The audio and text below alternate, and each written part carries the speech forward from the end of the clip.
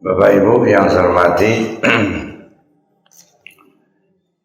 di dalam Al-Quran surah Al-Baqarah ayat 60 Allah berfirman, Bismillahirrahmanirrahim, wa izistasqa Musa liqaumihi faqulna idrib bi'asakal hajar fanfajarat minhu isnata asyrata 'ayna qad 'alima kullu unasin mashrabahum kulu washrabu min rizqillah wa la ta'thaw fil ardi mufsidin.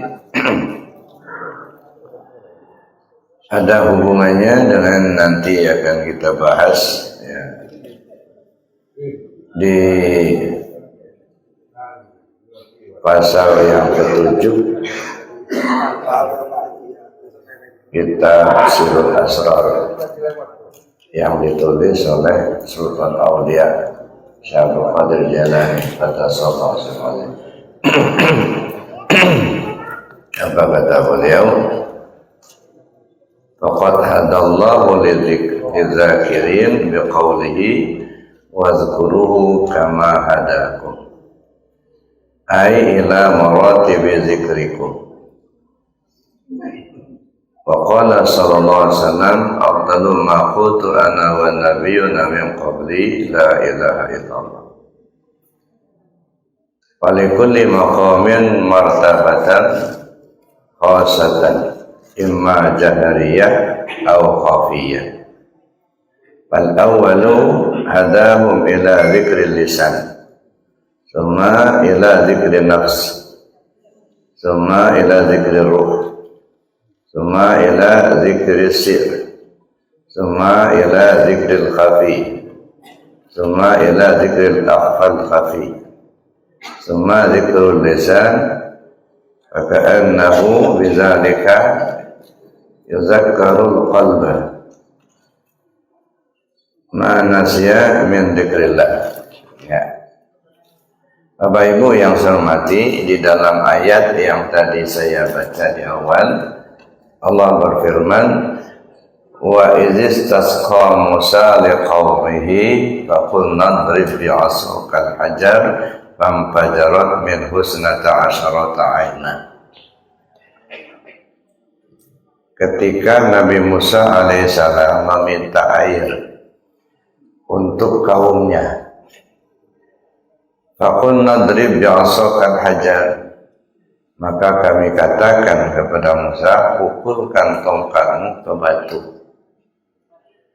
Famfajarat min husnata asyrata 'ayna, maka batu itu akan memancarkan 12 mata air. Qad 'alima kullu unasin mashrabahum, sungguh telah mengetahui masing-masing kelompok manusia itu tempat minumnya. Kulu washrabu min rizqillah, makanlah dan minumlah rezeki dari Allah.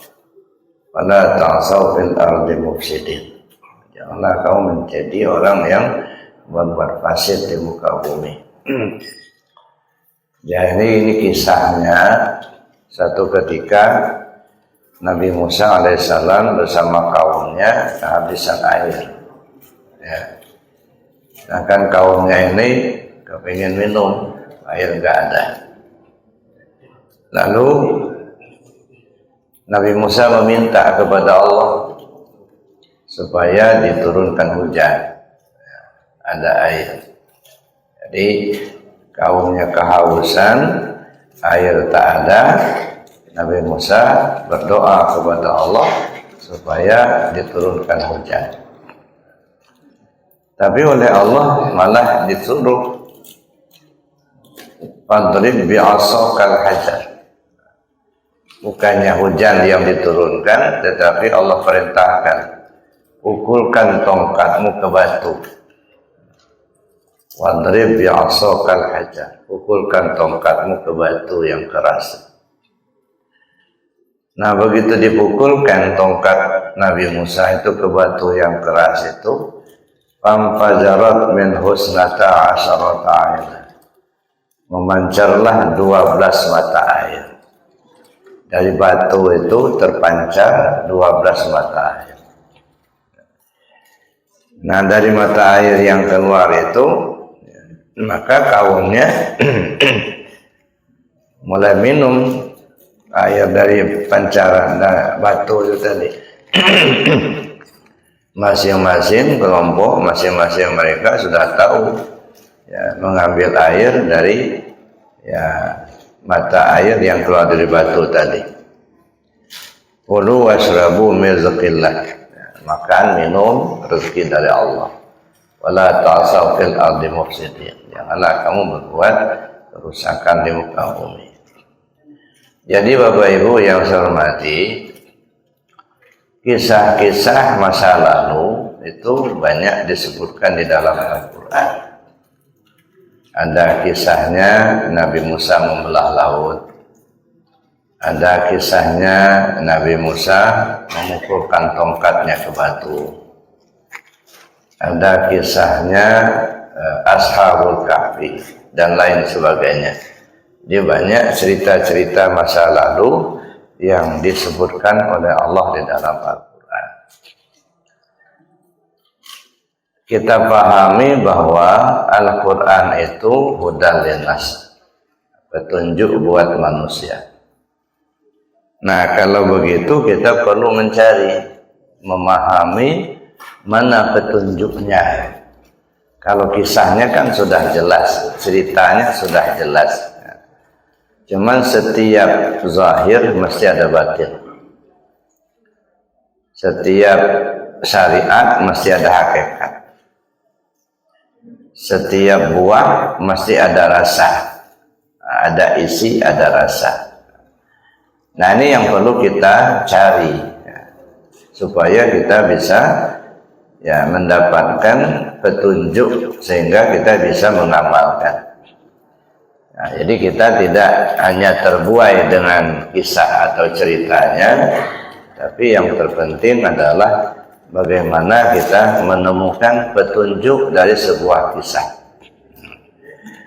Terkait dengan cerita ini, wa izistasqa Musa liqaumihi, ketika Nabi Musa meminta air kepada Allah untuk kaumnya, maka Allah berfirman, idrib bi'asokal hajar, pukulkan tongkatmu ke batu.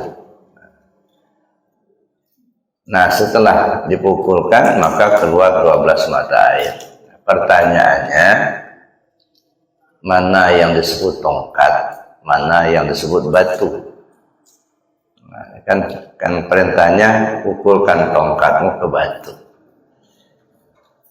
Tongkat ini kelebihan Nabi Musa itu punya tongkat. Tongkat Nabi Musa itu luar biasa, bisa belah laut, bisa memukul batu keluar air. Itu hebatnya tongkat Nabi Musa. Makanya kalau ketemu, belilah tongkat Nabi Musa. Iya, ya kita bisa juga seperti itu. Tapi lagi-lagi yang saya sampaikan bahwa ya setiap zahir mesti ada batin. Ini yang kadang-kadang kita lupa mencari mana makna batinnya. Kita kadang-kadang terbuai dengan cerita zahirnya saja. Kalau kita pahami, tongkat itu adalah sebuah alat untuk berdiri bagi orang yang tidak sanggup berdiri. Nah, kalau memang dia masih kuat berdiri kan nggak perlu tongkat. Ya. Jadi tongkat itu adalah sebuah alat untuk menopang. Ya, agar orang yang tidak bisa berdiri, dia bisa berdiri. Pertanyaannya, yang mau berdiri itu apa? Kan tadi kan yang tidak bisa berdiri, itu yang bisa pakai tongkat. Apa yang harus berdiri? Ya. Kalau dinisbahkan kepada manusia, ya tentu orang yang sudah tua, yang sudah nggak ada tenaga untuk berdiri, maka dia perlu tongkat supaya dia bisa berdiri. Yang perlu berdiri itu adalah tauhid. Itu yang perlu berdiri. Jadi dalam hidup kita ini Bapak Ibu, yang penting betul berdiri tauhidnya itu. Makanya Nabi SAW mendakwahkan agama ini dimulai dari penyampaian tentang tauhid. Dan itu waktunya lebih lama dibanding penyampaian syariat. Kalau penyampaian tauhid ini di Mekah itu 13 tahun. Di Madinah itu sudah bicara tentang syariat. Itu cuma 10 tahun. Ya. Jadi di Mekah beliau belum menyampaikan tentang syariat, tetapi masih menyampaikan tentang akidah atau tauhid. Dan lamanya lebih lama daripada penyampaian syariat. Ya. Jadi tidak beliau memulainya dengan penyampaian syariat, tapi memulainya dengan penyampaian akidah tauhid. Maka akidah tauhid inilah yang utama. Maka dulu pernah saya katakan, apapun ilmu, apapun amalan, apapun budaya, kalau sudah bertentangan dengan akidah tauhid, harus kita tinggalkan. Tidak boleh kita lanjutkan. Ada sebagian orang kadang-kadang berdalih, ini budaya, bukan ajaran agama. Ya. Kita tahu bahwa ajaran agama itu yang terpokok itu adalah tauhidnya. Jadi kalau sudah bertentangan dengan akidah tauhid, itu tidak boleh diteruskan. Apapun budayanya, dan apapun ilmunya, apapun amalnya.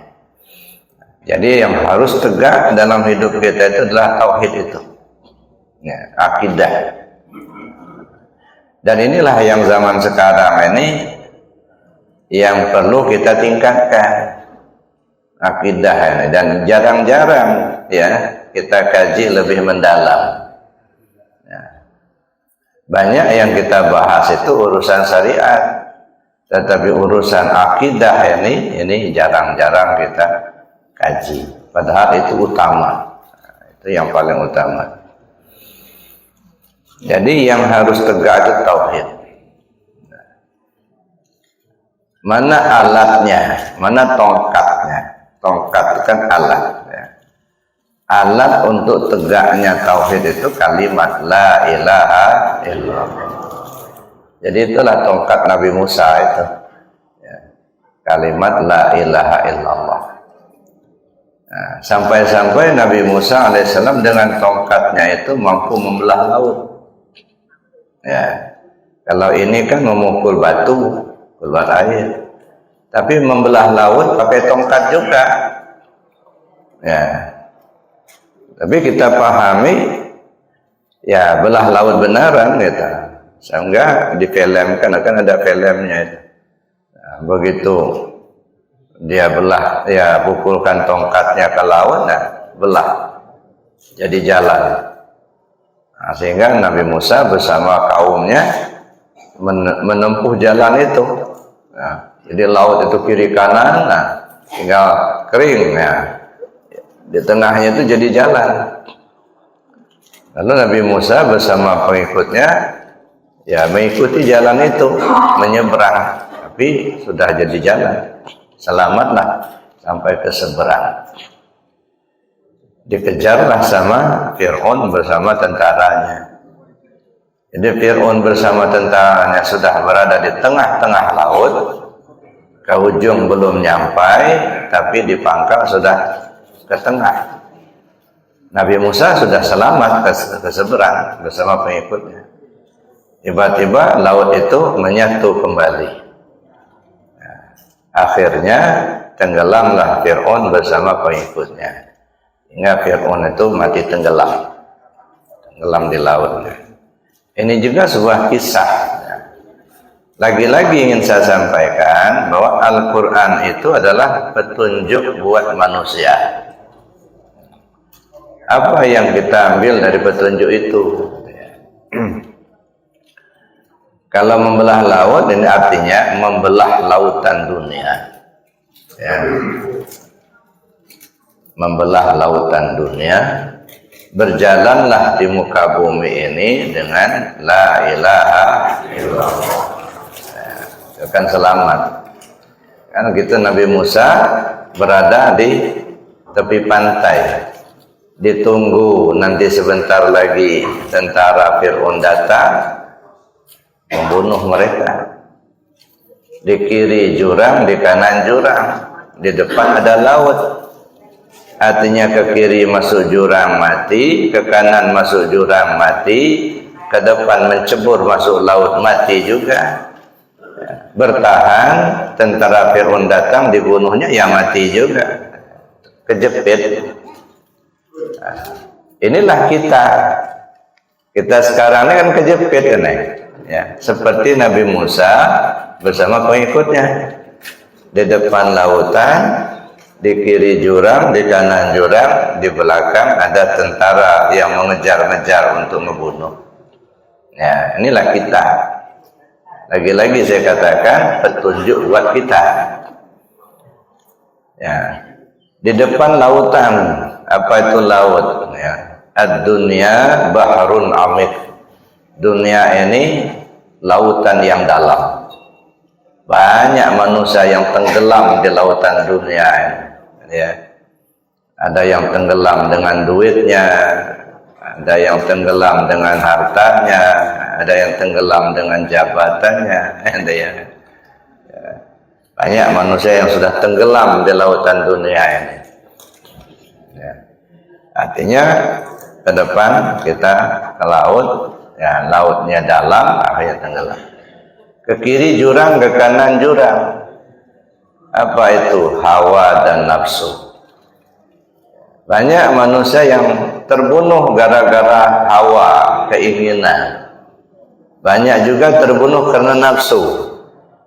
Sehingga orang bilang hawa pantang kelintasan, nafsu pantang kerendahan. Nah, jadi manusia akan terbunuh juga, tidak selamat dengan oleh hawa dan nafsunya. Di belakang tentara yang akan membunuh, yang mengejar. Siapa? Iblis. Selalu ngejar-ngejar kita, yang membunuhnya. Nah, banyak manusia yang terbunuh sama iblis. Ya. Jadi artinya ini posisi kita. Jadi Nabi Musa itu ya memberikan contoh. Inilah posisi kita manusia ini. Ya, di depan laut, di kiri jurang, di kanan jurang, di belakang tentara yang membunuh. Dalam posisi seperti itu, Allah perintahkan pukulkan tongkat ke laut. Nah, artinya apa? Tongkat itu tadi saya katakan alat untuk berdiri. Yang berdiri itu tauhid. Nah, kalau begitu artinya apa? Berjalanlah muka bumi ini di poros ketuhanan. Petani-petani yang ingat Allah, silakan jadi pedagang yang ingat Allah, poros ketuhanan. Ya. Jadi dimanapun kita posisi kita ada, ya, asal ingat Allah pasti selamat. Mau jadi anggota DPR silakan, yang penting ingat Allah. Cuman kalau nggak ingat Allah, nah ini yang repotnya nih, bisa tenggelam. Begitu sudah tenggelam, ya tenggelam di lautan dunia, akhirnya duitnya banyak, rumahnya bagus, mobilnya mewah, dijarah kawan.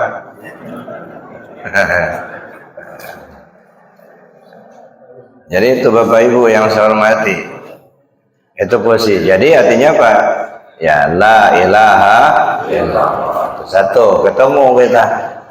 Ya, jadi artinya tongkat Nabi Musa itu ya tahu kalimah la ilaha illallah. Nah kalau begitu kita ini sudah punya tongkat Nabi Musa itu, cuman belum bisa untuk menggunakan, belum bisa membelah laut, ya. Nah begitu juga dipukulkan ke batu yang tadi dibaca ayatnya. Wa izistasqa Musa liqaumihi, ya.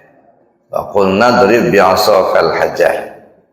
Ketika Nabi Musa meminta air kepada Allah untuk kaumnya, Maka kami katakan, kami firmankan kepada Nabi Musa, idrib bi'asakal hajar, pukulkan tongkatmu ke batu yang keras.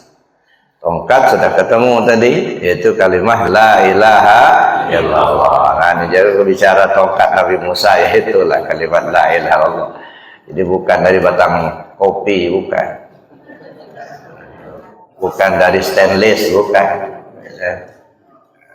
Tongkat Nabi Musa itu ya isyarat ya kalimah la ilaha illallah. Karena dengan kalimah itulah bisa membelah lautan, bisa digunakan untuk memukulkan batu supaya keluar air, gitu ya. Bisa digunakan pula untuk menghabiskan ular-ular Fir'aun, gitu ya. Nah, tapi kalau kita nggak bisa menggunakan, bukannya menghabiskan ular-ular Fir'aun, malah ular Fir'aun itu yang mematuk kita. Karena tongkatnya nggak dipakai. Nah, sehingganya kalau Nabi Musa kan begitu dihadapkan dengan tukang sihir Fir'aun itu melemparkan tali temali sehingga jadi ular semua, kan itu ceritanya. Nah, oleh Allah diperintahkan lemparkan tongkat. Begitu dilemparkan tongkat itu jadi ular besar. Sedangkan ular yang dibuat oleh tukang sihirnya Fir'aun kecil-kecil. Udah dimakannya semua itu. Habis ularnya Fir'aun itu. Nah, karena ularnya Nabi Musa itu besar. Bisa memakan ular-ular kecil. Nah, kita ini nggak punya ular besar. Ya, akhirnya ular kecil itu ya makan kita, gitu. Ada ya. Jadi Bapak Ibu yang saya hormati, nah, kita kembali kepada ayat ini. Allah perintahkan pukulkan tongkat ke batu yang besar itu, ke batu yang keras. Kalau tongkat sudah ketemu, batu yang keras itu mana? Summa qasat qulubuhum min ba'di dzalika fahyakal hijarati aw asyaddu qaswa. Kemudian hati mereka keras membatu, bahkan lebih keras lagi dari batu. Oh begitu. Jadi artinya yang namanya batu itu ya hati inilah. Itu ya.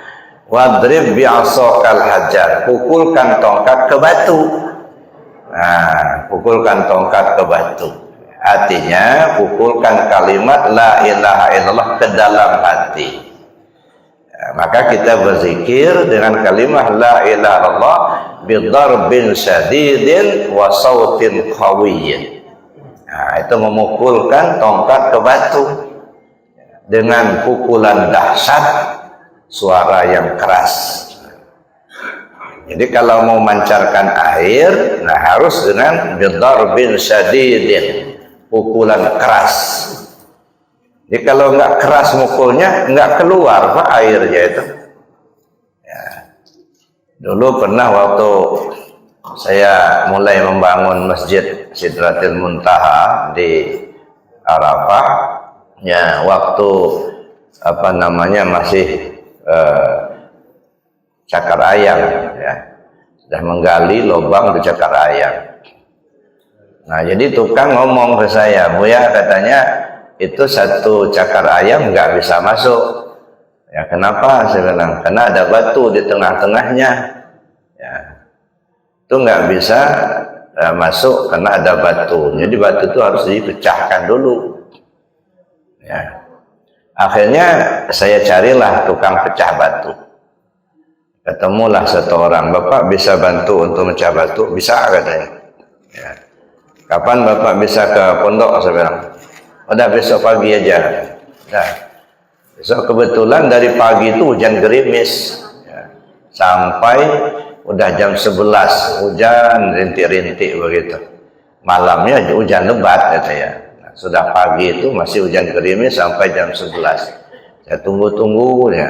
Lama datanglah dia bawa sepeda, bawa alat. Udah jam 11 siang. Nah, terus langsung saya ajak ke tempat batu yang mau dipecah itu. Turunlah dia ke batu itu, ke lubang itu, melihat batu itu sambil membawa alat, langsung bawa alat. Ya. Jadi saya lihat alatnya sederhana sekali. Gitu. dia bawa palu, ya, palu yang sederhana, yang biasa lah. Kemudian ada pahat kecil, gitu. Ya, nggak banyak alatnya itu. Ya, namanya sudah hujan kan, licin kan, kena masih tanah gitu ya. Kan dipukul-pukulnya itu, palunya kecil. Baru 3 kali mukul, rupanya bukan pahatnya yang dipukul, telunjuknya yang dipukulnya. Berdarah. Nah, begitu sudah berdarah, naik dia. Kayaknya nggak bisa, keras benar batunya. Ya iyalah, saya bilang, kalau lunak nggak usah manggil bapak saya aja yang mecah. Akhirnya dia ya nggak mau meneruskan karena tangannya sudah luka, ya deh, dan dia nggak sanggup kayaknya. Ya sudah, nggak apa-apa sekarang. Besoknya lagi saya cari lagi, ketemulah tukang pecah batu di Koga sana, belakang Koga sana. Mereka lagi mecah batu. Saya datangin, ya Pak, minta tolong Pak, bisa nggak mecah batu? Di mana Pak? Di Haji Menang, saya bilang. Ya insya Allah bisa, katanya. Ya. Kapan Bapak bisa ke sana? Ya insya Allah besok aja Pak, kata. Kalau ini kada sudah agak sore, kata dia. Udah, saya tunggu di sana, saya bilang. Ya tunggu, datang kebetulan nggak hujan. Ya. Datang dia bawa motor Pak, sekarung alatnya itu. Ya, nggak kayak kemarin. Nah, 1 karung. Godamnya itu ada yang beratnya 3 kilo. Ya. Dari yang kecil sampai ke yang beratnya 3 kilo. Pahatnya itu mulai dari yang 2 jari begini sampai sekepal begini lebarnya. Nah, jadi saya lihat dia belum turun, belum bawa alat ya. Turun dulu, di bawahnya air 1 ember. Saya pikir untuk apa airnya? Rupanya dia bersihkan dulu batu itu. Dia lihat serat-seratnya itu. Begitu sudah selesai, sudah ketahuan, akhirnya dia naik lagi, baru ngambil alat. Diambilnya alatnya, pahat kecil dulu, kemudian palu yang sederhana. Nah, itu yang dibawanya. Nah, sudah itu, rupanya dia ngikuti seratnya itu. Nah, sudah agak dalam, baru kemudian dia ambil pahat yang agak lebar. Ditancapkannya, diambilnya godam itu, wah, langsung belah 2. Oh ini kena pakai metoda. Kalau kemarin nggak pakai metoda, nggak pakai toreka, ada ya. Kalau yang sekarang pakai toreka. Kalau yang kemarin nggak pakai toreka, ya, hanya pukul-pukul dikit aja itu. Dengan palu kecil, pahat kecil, ya, bukannya batunya yang pecah, tangannya yang kena. Nah, inilah la ilaha illallah, la ilaha illallah. Itu nggak pakai torekat, ya, nggak pecah-pecah Pak. Batu yang besar, keras, hanya dipukul dengan pukulan sederhana. Hati yang memang keras Pak, ya, cuman hanya dipukul dengan pukulan sederhana. La ilaha illallah, la ilaha illallah. Ya nggak pecah-pecah sampai tua begitu lah. Ya. Coba yang kedua tadi, ya, pakai torekat, lihat seratnya dulu, pakai dulu pahat yang kecil dengan palu yang sederhana. Setelah dia ada jalan, nah, baru ambil pahat yang besar. Begitu pahat besar yang masuk, ambil godam, dar. Nah, ini pakai torekat. Maka kita berzikir juga begitu Pak, ya. Nggak bisa kita zikirnya walaupun sama kalimatnya, ya. Tetapi kalau tidak pakai metoda, itu nggak akan mampu untuk memecah kekerasan hati. Nah makanya walaupun sudah berulang-ulang kita mendengarkan ceramah, gitu ya, tapi nggak ada perubahan di hati itu, ya. Kenapa? Karena itu nggak pakai metode. Sudah banyak kita ngamalkan zikirnya, tapi nggak ada perubahan. Karena nggak pakai metode. Nah, oleh karena itulah, maka metodenya, ya, wadrib bi'asokal hajar, pukul. Nah, makanya metodenya la ilaha illallah illallah. Jadi bukan jangan la ilaha illallah, la ilaha illallah. Enggak ketemu. Ya. Jadi wadrib bi'asakal hajar. Pukulkan tongkat ke batu yang keras. La ilaha illallah, la ilaha illallah. Nah, illallahnya pukulan ke dalam. Maka suara itu keras ke dalam. Jangan ngapung zikirnya. Kalau ngapung la ilaha illallah, la ilaha illallah, ya, nggak masuk. Jadi kerasnya ke dalam. Ya la ilaha illallah. Dan itulah tarekat, itu artinya metoda. Jadi memakomkan, ya, memakomkan zikirnya. Jadi mulut kita mengucap kalimatnya, badan kita memberi isyaratnya.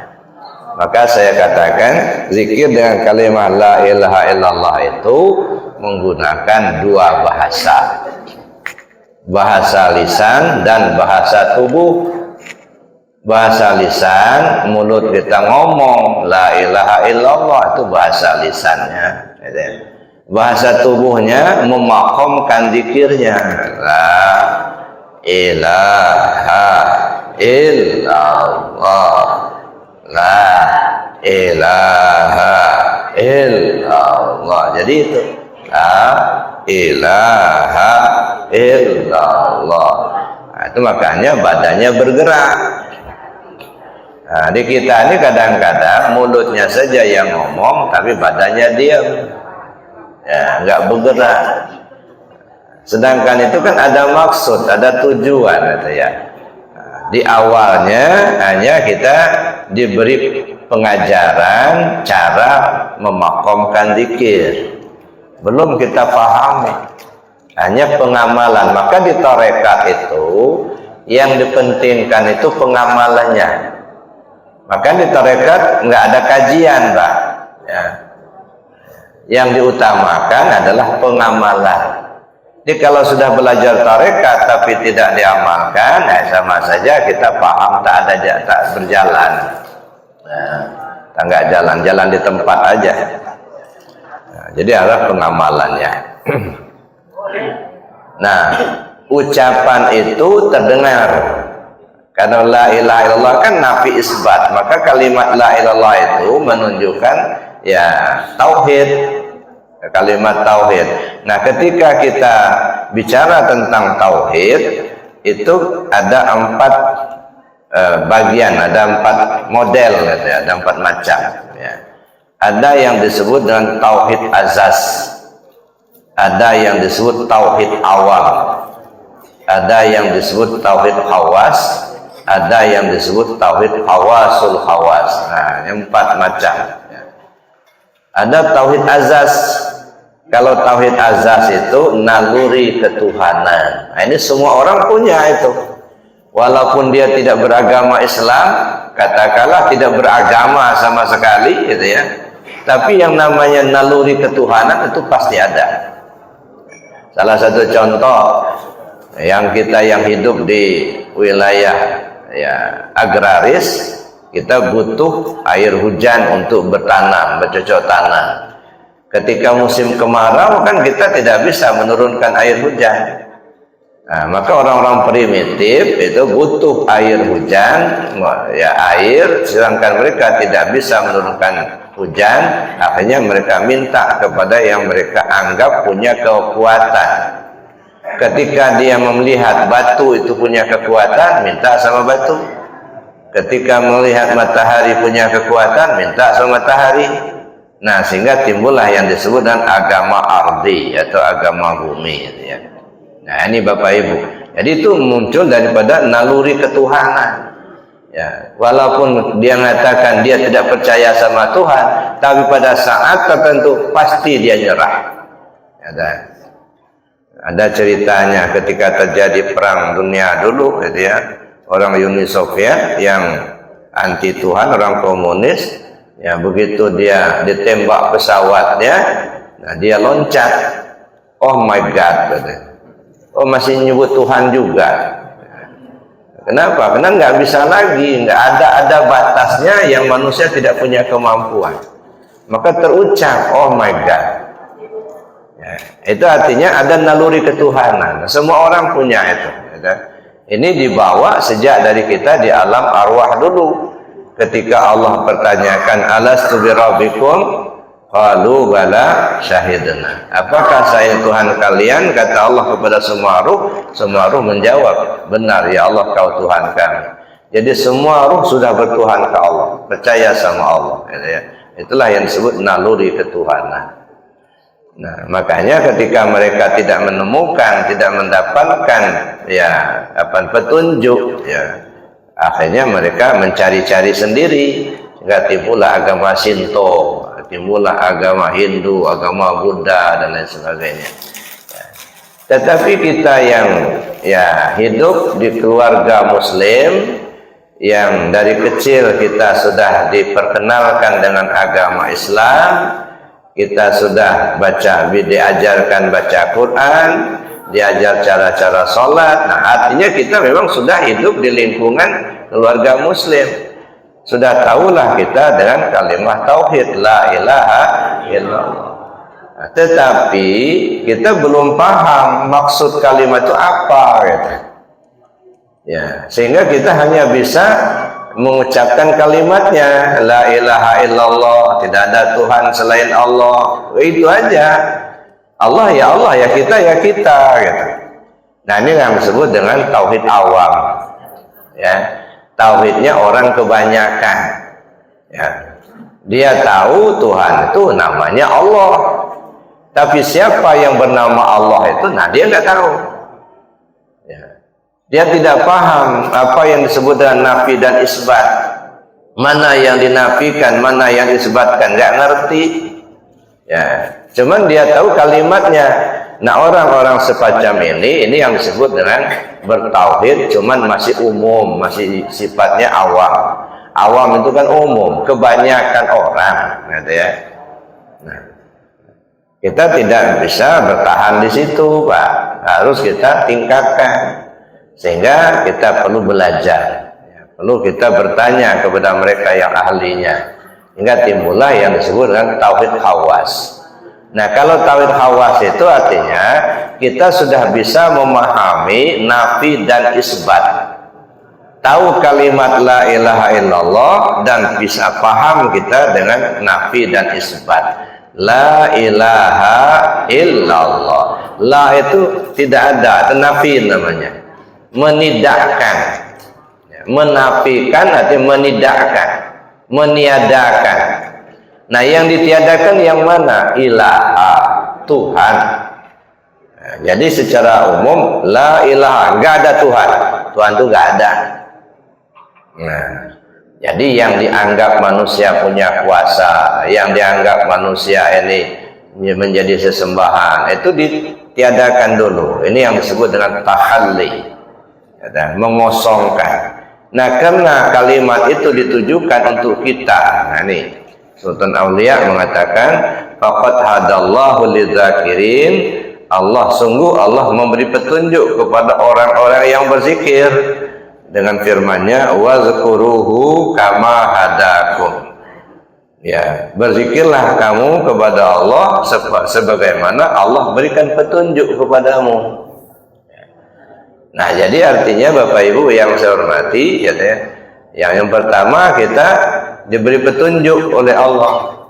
Ya, makanya kata Sultan Aulia, ai ila maratibi dzikrikum, artinya kepada martabat zikirmu. Ada manusia ini diberi petunjuk oleh Allah di martabat syariat. Nah, ini makomnya dia, makomnya di makom syariat. Nah, kalau di makom syariat, ya, dia ditarik-tarik mau masuk ke tarekat nggak mau, karena belum makomnya. Allah hanya beri petunjuk sampai ke tingkat syariat itu saja. Ya. Ada orang yang diberi petunjuk oleh Allah sampai ke makom tarekat. Ya. Dia cari, dia nggak puas kalau hanya duduk di syariat. Dia ingin masuk ke tarekat, dia cari guru. Nah, dia belajar bagaimana cara zikirnya. Nah, sehingga dia menemukan guru dan dia belajar, ya, dan dia mengamalkan. Ada yang tidak puas dengan duduk di maqam tarekat, dia mau naik ke maqam hakikat. Ada yang nggak puas ke maqam hakikat, naik kepada maqam ma'rifat. Jadi sesuai dengan maqamnya sendiri-sendiri. Sultan Aulia menjelaskan di sini, falikuli maqamin martabatan khasatan. Setiap maqam itu ada martabat tertentu, imma jahariyah atau hafiyah. Ada kalanya maqam di jahar, ada kalanya sudah masuk kepada maqam khafi, gitu ya. Fal awwalu hadahum ila dzikril lisan. Nah, tingkatan pertama Allah beri petunjuk kepada zikir lisan yang diucapkan. Ini yang maqam syariat. Nah, orang semacam ini biasanya senangnya yang di lisan, yang disebut dengan lisan. Maka nyanyi-nyanyi, gitu ya. Nah, kalau zikirnya senangnya kalau dilagukan, la ilaha illallah, nah, senang dia itu. Nah, tapi kalau sudah diam, mana tidak masuk akal dia. Nah, apalagi kalau yang pakai rebana lagi, nah tambah senang lagi dia. Nah, biasanya sudah pakai rebana, pakai seragam pula itu. Nah, itu senang dah. Ya, di mana-mana kalau zikirnya yang dijahar, yang dinyanyikan, ada ya. Jadi tandanya bagaimana kita mengetahui makom kita, ya, apakah kita ini sudah di makom tarekat, apa masih di makom syariat, ya, apa di makom zikir lisan, atau kita sudah masuk kepada zikir anfas, zikir hati, zikir nafas, zikir hakikat. Bagaimana cara kita untuk mengetahui makom kita itu? Perhatikan mana yang senang kita berzikirnya. Nah, ya. Kalau kita senang zikirnya yang dilagu-lagukan, yang diucapkan dengan lisan, berarti makomnya di situlah. Ya. Diajak-ajak, ditarik-tarik untuk ke tarekat, nggak masuk akal sama dia. Walaupun diceramahin terus, itu nggak masuk akal. Ya. Ya, kenapa? Ya makomnya di situ. Nah, makanya di mana makom kita ditetapkan, diberi oleh Allah, itu ya, maka perkuatlah zikirnya di makom itu. Ya, mudah-mudahan ditarik lagi oleh Allah ke makom selanjutnya. Itu ya. Nah, jadi kalau kita misalnya senang, kita dilagu-lagukan, senang yang diucapkan dengan lisan, nah, lanjutkan saja, jangan berhenti. Ya. Nah, sehingga kita ya mudah-mudahan bisa masuk ke makom yang lebih tinggi, lebih jauh. Ada orang yang tidak merasa puas kalau dia hanya diucapkan dengan lisan. Nah, dia senangnya kalau sudah zikir dalam hati saja. Dia senangnya itu aja, diam, lebih baik diam, lebih banyak diamnya, zikir dalam hati. Ya. Ada yang sudah naik ke hakikat, ya, zikir anfusiahnya, ya. Ya. Jadi oleh karena itu Bapak Ibu ya sesuai dengan apa yang diberikan petunjuk oleh Allah kepada yang bersangkutan. Nah, caranya melihatnya, memperhatikannya, di mana kita senang dalam melaksanakan zikirnya, itulah mengisyaratkan, disitulah makom kita. Ya. Ada orang senangnya dengan lisan, gitu ya. Nah, ada yang senangnya di hati.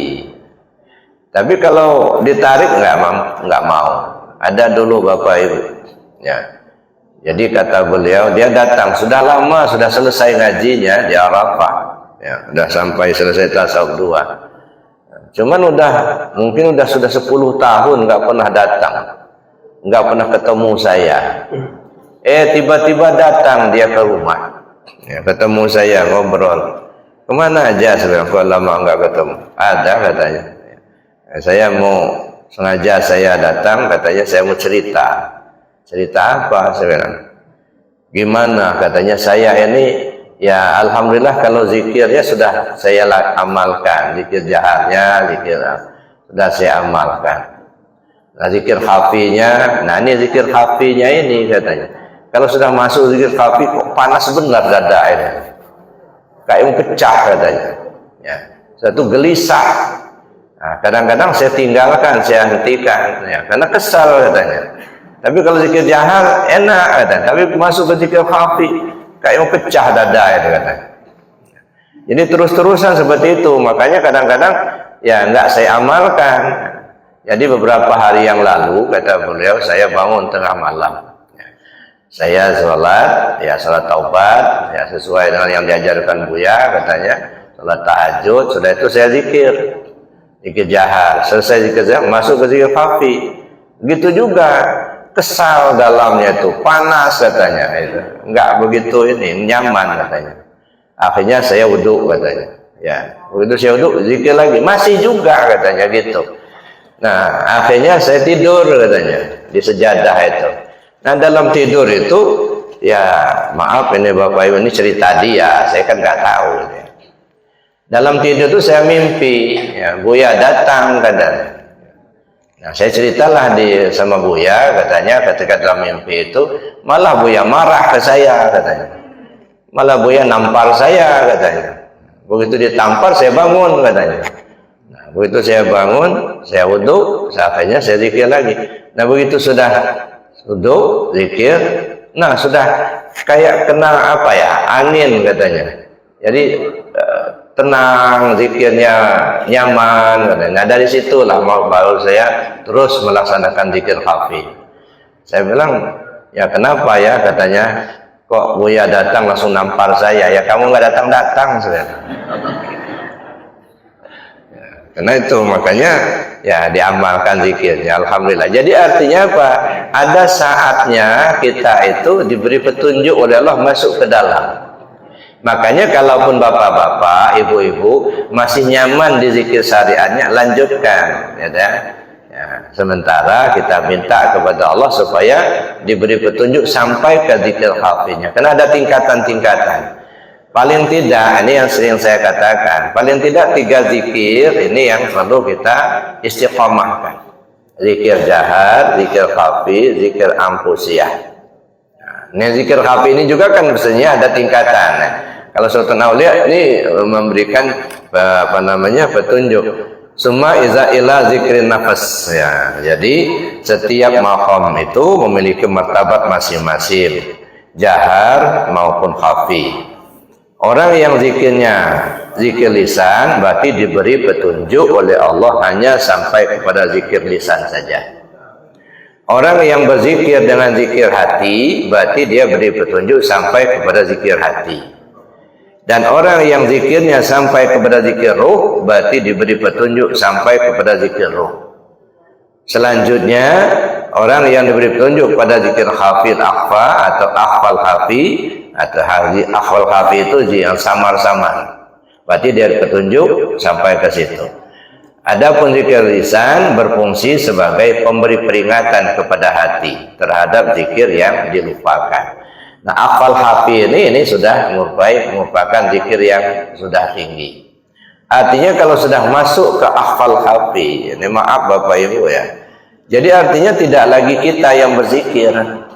Nah, sekarang kan masih kita yang merasakan berzikir. Kita masih berusaha, kita yang berzikir. Ketika berzikir kita merasakan kita yang zikir. Nah, tapi kalau sudah masuk sampai ke dalam, nggak ada lagi terasa kita yang zikir. Az-zakir huwal mazkur. Yang ingat itu, dia yang diingat itulah. Yang nyebut itu, ya dia yang disebut itulah. Dia yang menyebut, dia yang disebut. Yang menyebut itu ya dia yang disebut. Nah, itu zikir akhfal hafi. Nah, tapi itu kan bertahap Bapak Ibu ya. Nah, sama dengan al-abid wal ma'bud. Yang nyembah itu ya yang dia yang disembah itulah. Ya. Nggak lagi terasa kita yang menyembah Allah, enggak. Gitu ya. Nah, sekarang kan kata masih terasa kita yang menyembah Allah. Kita yang menyebut, kita yang berzikir. Nah, itu tahap demi tahap, step by step gitu ya. Jadi oleh karenanya Bapak Ibu ya, di mana nyaman kita zikir berarti di situ maqam kita. Nah, begitu kita tahu di situ maqam kita, nah perbanyak zikirnya. Zikir lisannya, zikir jaharnya, zikir la ilaha illallah diperbanyak. Nah, Begitu juga kalau kita senang yang dinyanyikan, lanjutkan. Nah, jangan berhenti. Nanti lama-lama nanti akan masuk ke dalam nanti. Nggak senang lagi dinyanyikan itu. Kenapa? Udah tua. Gigi banyak ompong, suara sudah serak. Nah, senangnya di dalam aja itu. Nah, jadi itu Bapak Ibu yang saya hormati. Jadi zikir itu artinya sesuai dengan maqam yang diberikan Allah pada kita. Saya kira itu Bapak Ibu yang bisa kita kaji pagi ini. Yang mungkin ada hal-hal yang kita bisa diskusikan. Sementara saya akhiri dulu. Assalamualaikum warahmatullahi wabarakatuh. Pertama, petunjuk apa dari kalimat itu, dari ayat itu yang bisa kita sampaikan ke masyarakat ya. Nah, ini menyangkut orang lain lah ya. Jadi kalau mau sampaikan ke masyarakat bahwa kita perlu berzikir. Kita perlu berzikir dengan kalimat la ilaha illallah. Nah, zikir dengan kalimat la ilaha illallah itu perlu kita belajar kepada yang ahlinya. Nah, supaya ada sanad. Jadi kita bisa belajar, kita mengamalkan zikir la ilaha illallah itu bersanad. Jadi bukan hanya mengamalkan kalimatnya tanpa sanad. Nah, untuk mendapatkan sanadnya itu belajarlah kepada mereka yang ahli dalam zikir tersebut, dalam artian yang ahli talqin. Ahli talqin itu artinya yang diberi izin, yang mendapat tugas untuk membimbing umat dengan talqin zikirnya. Itu yang bisa kita sampaikan ke masyarakat supaya mengamalkan zikir kalimat la ilaha illallah itu dengan melalui talqin zikir, supaya ada metode kita untuk melaksanakan zikirnya. Nah, ini kalau kita nyampaikan ke orang lain, itu petunjuk apa yang bisa sampai masyarakat ya itu. Nah, tapi diutamakan tentunya ke diri kita, Pak. Tapi untuk masyarakat nggak apa-apa. Jadi artinya kita ngajak orang lain supaya mereka juga bisa mengamalkan zikir dengan kalimat la ilaha illallah. Dan itu sudah berkembang di masyarakat kita. Kalau riungan itu kan sering kita sebut afdhalul dzikir fa'lam annahu la ilaha illallah. Nah, cuman karena ya macam-macam dengan tidak bermaksud menyalahkan ya, mungkin dengan pengetahuan yang beda-beda ya. Ada yang tarik zikir la ilaha illallah hayyul maujud, la ilaha illallah hayyul baq, sallallahu alaihi wasallam, baru la ilaha illallah. Itu ya silakan aja yang begitu. Cuman kalau kita belajar enggak begitu, yang kita terima dari guru kan gitu ya. Jadi kalau la ilaha illallah maujud illallah itu kan kalimat hakikat, enggak perlu disebut sebenarnya ya. La maujud illallah, la ma'bud illallah, itu makna takwil daripada kalimat itu. Yang mana tawilnya la ilallah itu artinya apa? La ma'bud illallah itu tawil dalam syariat. La ilallah la maksud illallah tawil dalam ilmu tarekat. La ilallah la maujud illallah itu tawil dalam ilmu hakikat. Itu tak perlu disebut sebenarnya karena itu makna tawilnya ya. Dan tidak perlu juga ditutup la ilallah sayyiduna Muhammad Rasulullah baru la ilaha illallah. Itu kan sayyiduna Muhammad Rasulullah penutup ya. Kita ini ibarat pesawat belum terbang Pak, sudah ditutup dulu ya. Terbang dulu kita baru kita landing. Ini take off aja belum sudah mau landing ya. Sama pengertiannya begini bapak-bapak ibu-ibu, sebelum kita mulai acara ini mari kita tutup terlebih dahulu. Belum dimulai udah ditutup. Nah mestinya terbang dulu lah. Nah, makanya dalam tarekat kita tarik la ilaha illallah.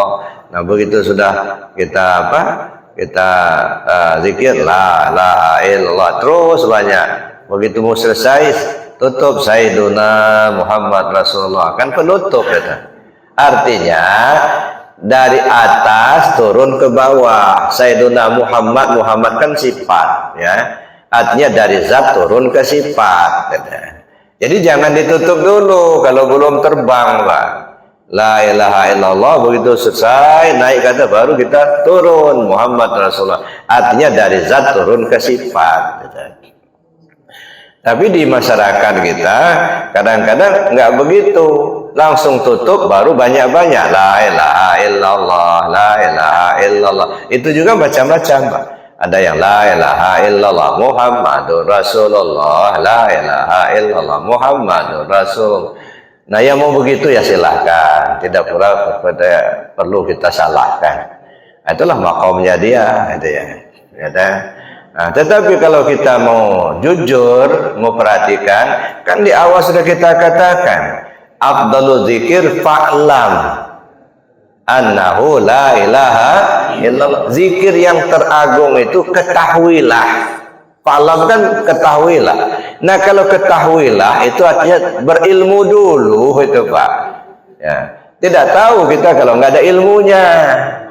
Jadi zikir yang paling afdal itu berilmulah dengan zikir itu la ilaha illallah. Jadi mana ilmunya? Karena dalam Islam itu kita mengenal 4 bidang ilmu, syariat, tarekat, hakikat, ma'rifat. Maka berilmulah tentang la ilaha illallah dalam 4 bidang ilmu ini. Berilmulah tentang la ilaha illallah itu dalam ilmu syariat. Mana ilmu syariatnya? Ilmu tajwid, ya. Mana panjang, mana pendeknya, mana yang besar, mana yang kecilnya, gitu kan. Kadang-kadang nggak kepakai ini, Pak. Contohnya nggak kepakai, misalnya la ilaha illallah, la ilaha illallah. Itu nggak ada ilmu tajwidnya. La ini kan panjang nih, lam alif, la ilaha illallah. Nah, di kawan lain la ilaha illallah, udah keluar lehernya. La juga. Nah, ini nggak berilmu dalam ilmu syariat. Satu, gitu ya. Berilmulah kamu tentang la ilallah dalam ilmu tarekat. Bagaimana ilmu dalam ilmu tarekat? Ada makom-makomnya. Jadi mengucap kalimat la ilallah itu dimakomkan la ilaha illallah. Mengisi latifah yang 7. Dengan la itu sudah 2 latifah, afa dan natiqah. Begitu masuk ilaha terisi lagi dia latifah khafi dan latifah ruh. Begitu masuk illallah ngisi lagi 2 latifah lagi, latifah siri dan latifah qalbi. Dengan kita memahami makna yang terkandung dalam kalimat itu, mengisi latifah yang ke-7 kullu jasad. Nah, ini namanya kita berilmu dalam ilmu tarekat. Dan berilmulah kita dalam ilmu hakikat. Berilmulah tentang la ilaha dalam ilmu hakikat. Mana ilmu hakikat? Isi kalimat itu apa? Gitu. La-nya mana yang la, ilaha mana yang ilaha, ilah yang mana, Allah yang mana. Gitu. Ya, makanya dalam ilmu hakikat kita kenal itu ada 4 suku kata. La ilaha illa Allah. Dan itu mengisyaratkan kepada sifat Allah yang 20. Ya, nafsiyah, salbiyah, ma'ani dan ma'nawiyah. Mana kaitannya dengan diri kita? Nah, itu maka kita perlu ngaji dalam ilmu hakikat. Apa isi kalimat itu? Berilmulah kita tentang la ilaha dalam ilmu ma'rifat untuk mengenal Allah. Nah, kita sebut namanya, ingat yang bernama Allah itu ilmu ma'rifat. Kita ini kadang-kadang yang diingat nama, maka sering lupa. Ya, nama itu sebutan. Nama disebut, ingat yang bernama. Ini meja. Meja itu nama. Disebut meja, berarti yang bernama meja ya ini, gitu. Jadi bukan nama meja itu yang kita ingat-ingat, bukan, ya. Yang bernama meja itu loh. Nah, Allah alif lam lam itu nama. Nah, yang bernama Allah itu yang mana? Kita ini banyak hanya tahu nama, tapi tidak sampai kepada memahami siapa yang bernama Allah itu. Ya, timbullah kadang-kadang seperti kita mentamsilkan Allah kayak makhluk. Bagaimana kalau kita ketemu Allah nanti di akhirat? Emangnya di dunia nggak bisa ketemu apa? Ya. Nah, timbullah kemudian Allah itu duduk di atas kursi di langit yang ketujuh. Nanti jam 2 malam baru turun ke bumi kayak Mahadewa aja. Ya.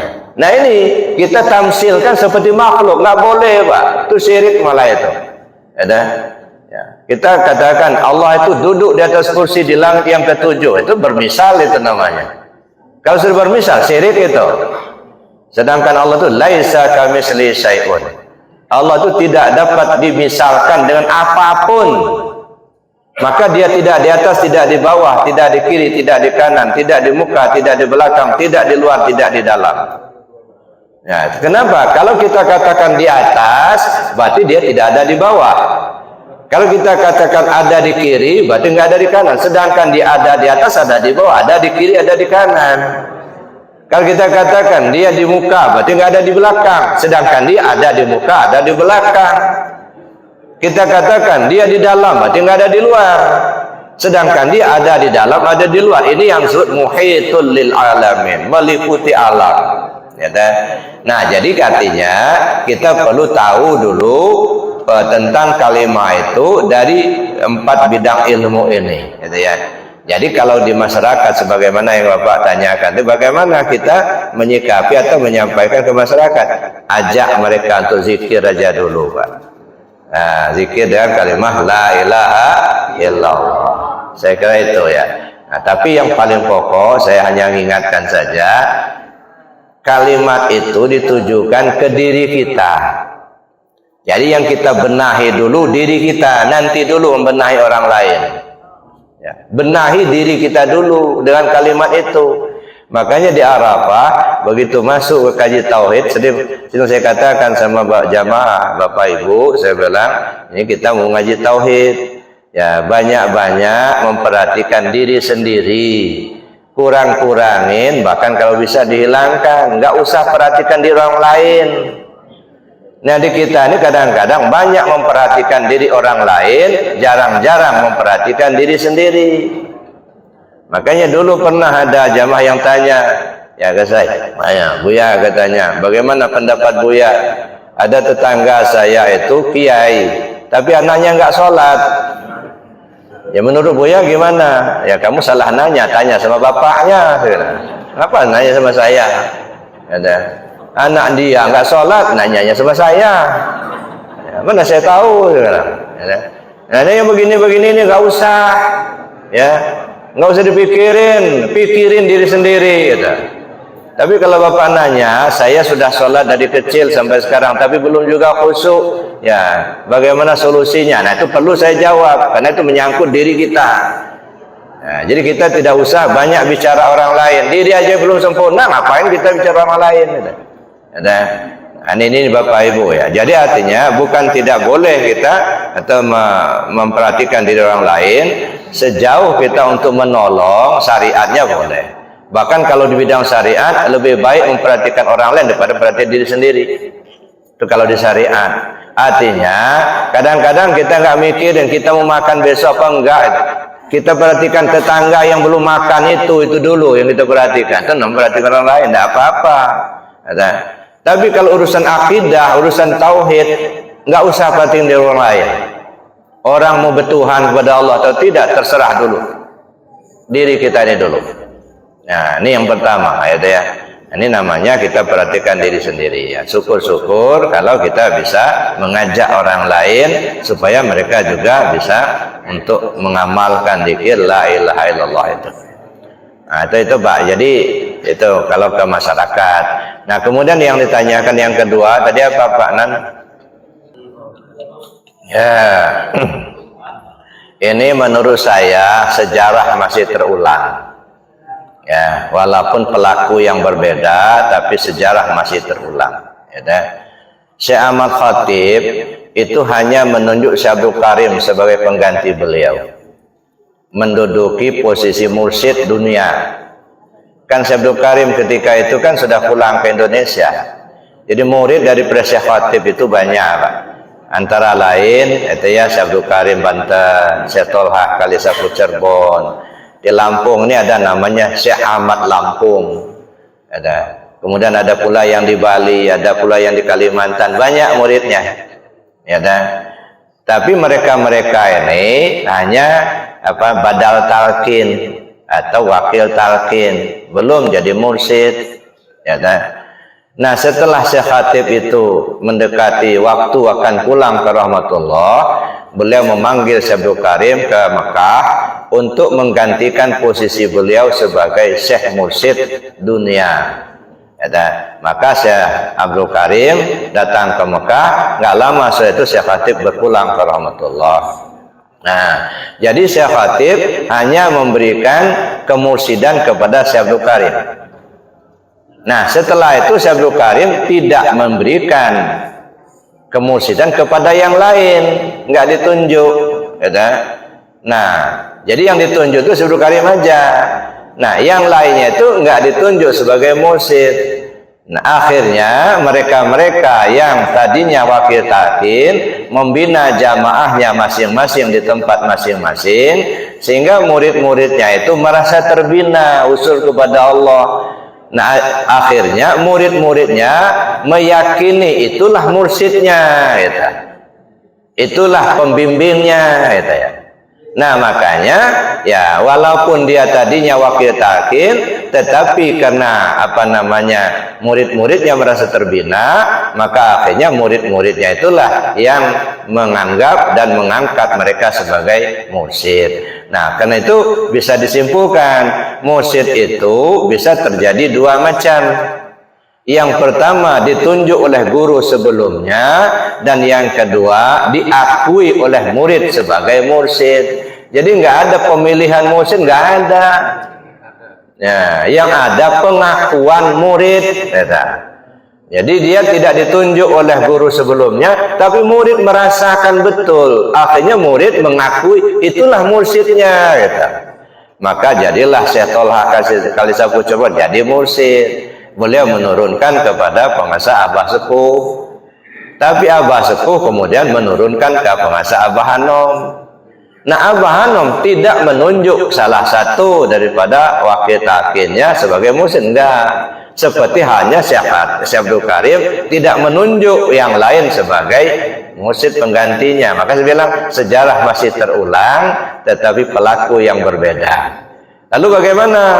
Ya, penerus Abah Hanom itu siapa? Seluruh wakil talqin penerus Abah Hanom. Ya, jadi tidak satu aja. Semua wakil talqin yang ditunjuk oleh pengasah Abah Hanom itu adalah penerus, bukan pengganti. Abah Hanom nggak bisa digantikan, Pak. Ada, cuman meneruskan. Ya, ajaran yang disampaikan beliau diteruskan oleh para wakil talqin. Nah, setelah diteruskan, tergantung nanti Allah memberikan ya petunjuk. Ada yang wakil talqin yang memang membina jamaahnya, banyak jamaahnya. Ada wakil talqin yang hanya membina jamaah di luar. Nah, kayak air hujan. Makanya saya bilang wakil talqin itu seperti air hujan. Ya. Ada seperti air lah. Ada seperti air hujan. Air hujan turun di sini, lebat, banyak jamaah, itu pergi, ditinggal. Nanti pergi lagi ke tempat lain, nakin di sana, ditinggal. Itu kayak air hujan lah. Tapi ada yang seperti sumber, kayak sumur, ya dah. Dia menetap di situ, orang berdatangan untuk belajar di situ. Jadi ada seperti air hujan, ada seperti sumber. Nanti tergantung nanti, gitu ya. Jadi kalau bicara masalah penerus, ya, saya meyakini semua wakil talqin ada penerus pengasah Abah Hanom. Nah, jadi nggak usah ragu-ragu, Pak. Ya, silakan saja belajar kita kepada wakil-wakil talqin yang ditunjuk oleh pengasah Abah, itulah penerusnya. Insya Allah sampai kepada beliau, sampai kepada guru-guru yang lain, sampai kepada junjungan kita Nabi besar Muhammad SAW. Jadi yang menjadikan wakil talqin jadi mursyid itu muridnya, ya, bukan ditunjuk. Dan kalau pertama kan ditunjuk. Jadi ada yang ditunjuk langsung seperti Syekh Abdul Karim ditunjuk oleh Syekh Khatib, atau seperti pengusaha Abah Anom ditunjuk oleh pengusaha Abah Sepuh, itu ditunjuk. Tapi ada yang tidak ditunjuk tapi diakui oleh murid, ya. Seperti pengusaha Syekh Tolha, itu tidak ditunjuk tapi diakui, gitu ya. Syekh Lampung tidak ditunjuk tapi diakui oleh muridnya. Begitu juga yang lainnya. Jadi nggak usah ragu-ragu, Pak. Ya, mana yang kita ambil dari wakil takin yang ditunjuk pengusaha Abah, itulah yang penerusnya, ya deh. Yang mudah-mudahan kita diakui oleh Abah sebagai muridnya. Amin Allahumma amin. Saya kira demikian Bapak Ibu. Ya, mari kita tutup dengan doa dan kafarat majlis. Bismillahirrahmanirrahim. Allahumma inni astaudi'uka ma 'allamtani wardudu ilayya inda hajati wa la tansani ya rabbal alamin. Subhanakallahumma wa bihamdika asyhadu an la ilaha illa anta astaghfiruka wa atubu ilaik. Assalamualaikum warahmatullahi wabarakatuh.